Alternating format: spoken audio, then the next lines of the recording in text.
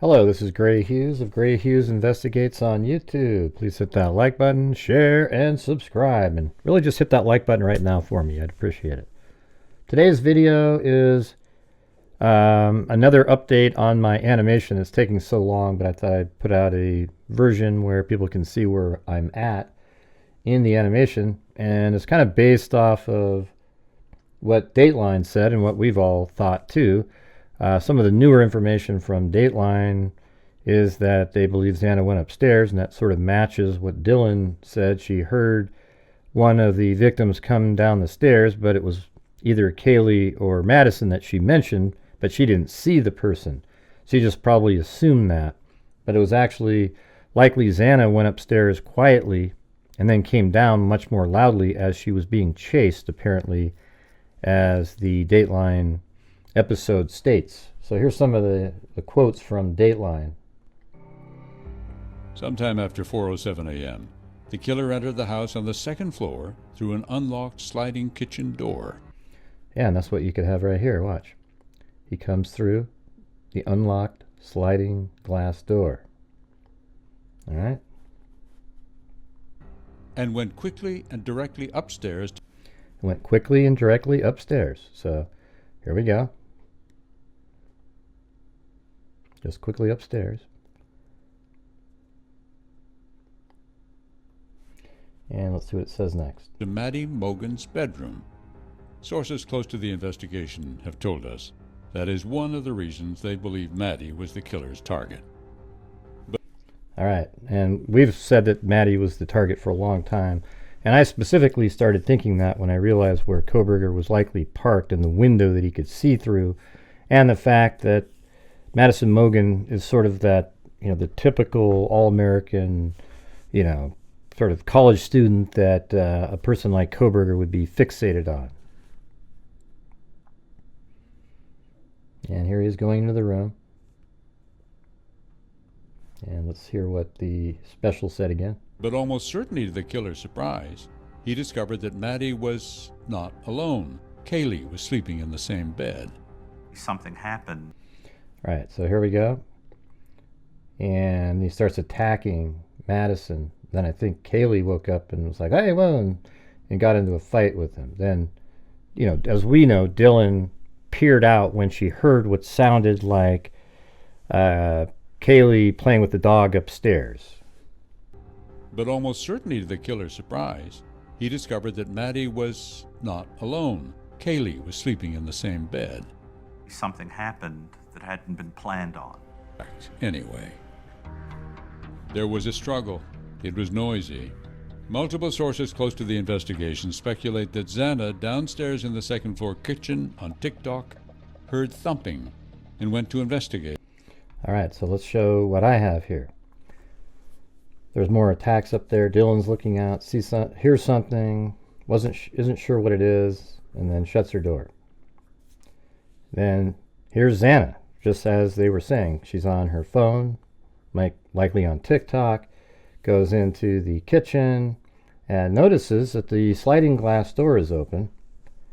Likely Kohberger would have kept it open. And then hears sound, and then goes to investigate, just as Dateline says. So she goes upstairs.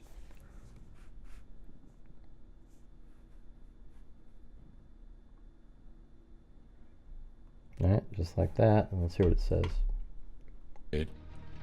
The killer must have heard this, our sources said, and turned his attention away from Maddie and Kaylee and began chasing Xana. Yeah, in this part, I do not have this portion. All right, so I do have her coming up and seeing Kohberger in the room, and then he stands up, and then she's like backs up and takes off, and then after this, it'll be the chase downstairs. So this is where I'm at now. So if we just play it in full, the sliding glass door opens, Kohberger enters, goes through the kitchen, turns to the right, goes up the stairs, has his K-bar knife with him, and then goes into Madison's room. And I am actually somebody who believes he left the K-bar knife intentionally. So he attacks Madison. He thought he was just going to have a quick kill of Madison and would leave a knife sheath as a calling card. But he missed a tiny little spot underneath the button snap when he cleaned it before leaving it there. And so here comes Xana carrying the Jack-in-the-Box bag, brings it to the kitchen, sees the sliding glass door open, and then actually starts hearing some noises, and maybe says at this point, "Hey, there's somebody here," and then heads upstairs. Now maybe Kohberger didn't even hear the part where she said there's somebody here, and that was just Dylan who heard that voice from the kitchen. And then she goes upstairs and likely looked into the room, probably an open door, and Kohberger saw her, and that's when he started chasing her. Yeah, so in the comments section, let me know what you think and what the timing was of the, yeah, it's okay, I'm here to help. That comment, something like that the person said. I mean, he chases her down the stairs, and then when would he have said that comment? Maybe after he attacked Xana and maybe she didn't quite die right away, and then he attacked Ethan and almost immediately, like he was asleep. And after he attacked Xana and thought that she was dead, he attacked Ethan with the, I guess he hit an artery of Ethan, and then perhaps at that point Xana is still sort of trying to get up, and he's like, "Hey, no, it's okay, I'm here to help." And then he attacks her a second time, and that's when she hits the ground, and there's like a thud sound. And then maybe he carves Ethan's legs at this point, and then heads out, through the living room, and then passes Dylan by her door, because she opens it up again, and doesn't see her, and then exits. So a lot of people say, well, he must have been in a big hurry. But what they don't realize is that at 4:18, he doesn't drive away at a high rate of speed for another 2 minutes and 47 seconds. And it only takes probably 20 seconds maximum to get to your car from exiting the slider.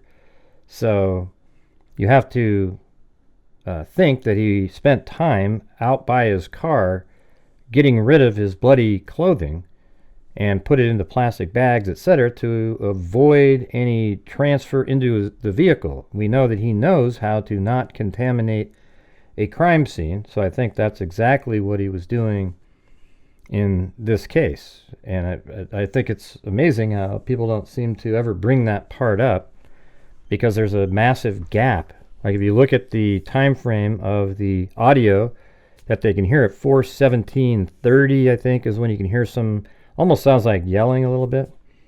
And then at 4:17:50-ish is when you hear the dog barking. So that's likely around the time when he's leaving the residence. And, as we know, Dylan saw him leaving the residence, the bushy eyebrow, and then he goes through the kitchen, out the sliding glass door. Now, I guess the dog could have been barking and he still sat there for a couple of minutes, but that sort of seems unlikely. Once a dog's barking like that, you're probably, you want to get out of there. But he still took the time by his car to carefully take off his bloody clothing and put it in the bags and take off with it. We also know from this, I think the previous Dateline episode, it mentioned that he cleaned his car with bleach. All right, so while this animation kind of plays in the background, let's listen to some of the audio clips from the original episode that Dateline put out a couple years ago. Approximately 1:30 a.m., it all went down. Dozens of local, state, and federal agents descended on the Kohberger home, and when agents moved in, it may not surprise you to learn Bryan Kohberger was awake. He was, according to a prosecutor, standing in the kitchen, wearing latex gloves, putting his personal trash into Ziploc bags to be taken, our source says, to the trash can of a neighbor. I mean, that's crazy, right? We've all heard that he was awake, separating his trash, wearing latex gloves, and moving the trash to the neighbor's house. Now, the pro-burgers will say, oh my God, he's just got OCD, Gray. He's just got OCD. Don't worry about it. He's not doing anything. That's just normal for him. It's just normal. You know, everybody, who doesn't sit in their living room at 2 or 3 in the morning wearing latex gloves and separating your own trash out of the family trash and then putting your trash in the neighbor's trash? Who doesn't do that? I mean, that's a really typical thing that people with OCD do, according to the pro-burgers out there. But what makes it fall apart is this, by the sister. Source investigators learned the following. One of Bryan's 2 older sisters, home for the holidays, brought up an uncomfortable topic. The sister had noticed Bryan had been wearing latex gloves. She thought it odd. And at some point, the sister, quite loudly, pointed out that at the time of the murders in Moscow, Bryan had lived just a few miles away in Pullman, and that Bryan drove a white Elantra, a car that law enforcement across the nation was looking for. Don't you find that interesting, that one of the sisters actually felt so strong about it because Kohberger was wearing latex gloves? He obviously didn't do that at all, ever, that she had ever noticed, because she thought it was very strange that he was wearing them. Had he really had OCD and would always do that, it would just be sort of a normal thing that he was doing. But he doesn't. That isn't what he was doing. He was wearing latex gloves so that he didn't put DNA on items. All right, and he also drives a white Elantra, so she put the 2 and 2 together, and it must indicate that Bryan Kohberger has always been a little odd to have that feeling pop into her head to think something like that. Okay, so for you pro-burgers out there, it's just absolutely bogus when you try to pretend that it's OCD or something like that. Add that to the gloves, and the sister said she thought the Kohberger family should consider that Bryan might have killed the 4 students in Moscow. So she felt so strong about it that she told the whole family, hey, we need to go. I think he may have killed those 4 people. And then they, as you'll hear in a second, they go out and search his car. Our source says Bryan's father said no, he didn't believe that. But then our source says several members of the family actually went outside to look for evidence in Bryan's white Elantra, and they didn't find any. See, they went out and looked in the white Elantra, and they didn't find anything. And apparently the dad didn't think it was true. He drove all the way back with Bryan, but didn't think it was true later. Maybe the way that they interacted on the drive back made him not think that, but I guarantee you at some point during that drive, he had to have known or thought of that. That story with the white Elantra had been out already, that people were looking for a white Elantra. His son has one. He picks him up. Probably had some strange conversations. But who knows? You know, we don't really know for certain what was going on there. And here's another clip. For example, in search warrants, police reported that in Kohberger's home in Pennsylvania, in Bryan's bedroom, we're told, inside a latex glove, police found 2 ID cards. IDs belonging to 2 women. And not, our source tells us, not the women who are among the victims on King Road. Were there other targets? I mean, that's interesting, right? He had a glove. And man, I wonder if it's like a black glove or some sort of a latex glove where he probably wore that glove when he went into another house. I think this was sort of like his evolution. At a couple times he was a prowler and was practicing his craft of entering a house, and on those 2 occasions stole ID cards. And I think he put them in a glove, and that's sort of the trophy from that one event in the evolution of what has become Bryan Kohberger. And then we have another segment here. This one is regarding Papa Rogers. And it sounds like investigators were convinced that the Papa Rogers account is Bryan Kohberger. That's why, after the murder, in one of the many online discussion forums that popped up for true crime fans, a character appeared, going by the name of Papa Roger. Strangely, the profile photo, in hindsight of course, reminded many of Bryan Kohberger. And on November 30th, 17 days after the murders, Papa Roger wrote to the group, "Of the evidence released, the murder weapon has been consistent as a large fixed-blade knife. This leads me to believe they found the sheath." Remember, police hadn't talked about the sheath publicly at all, but Papa Roger had, and a couple of others too. Well, the thing is about that is that could just be really good deduction. Law enforcement had put out that it was a fixed blade knife and were searching for a K-bar knife. They were going around asking stores about, did you sell a K-bar knife, etc., etc. And so how would the medical examiner or investigators know that the weapon was a K-bar knife?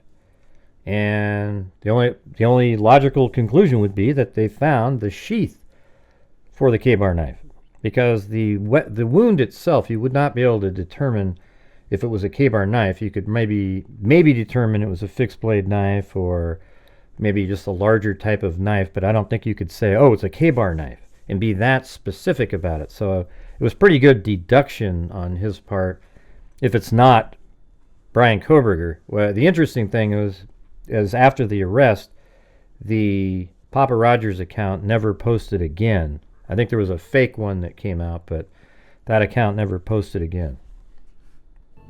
How odd.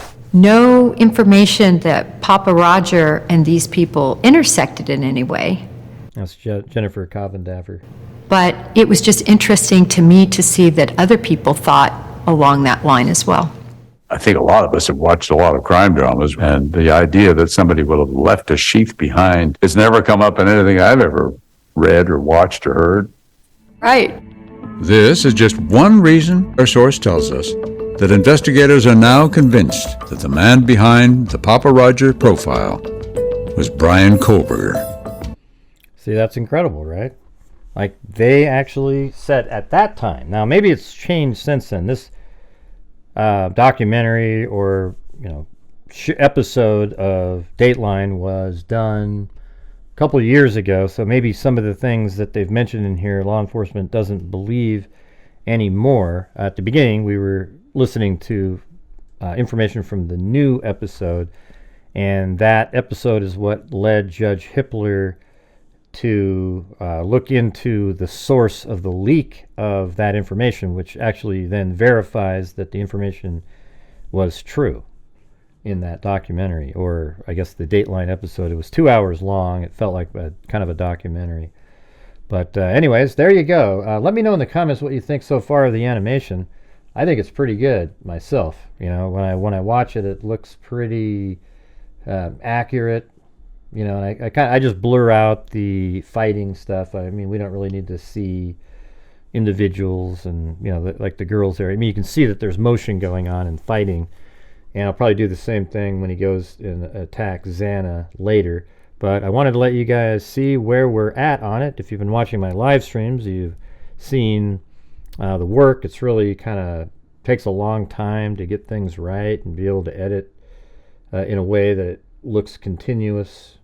And on my show, I've worked on it for hours, even just on my show. And people have been able to watch the updates as we've gone along, all right? So I want to say thank you all for watching the video. And if you can please hit that like button, I would appreciate it. Share the video and subscribe. All right, everybody. So again, thanks for watching. And as I always say, until next time, be safe out there.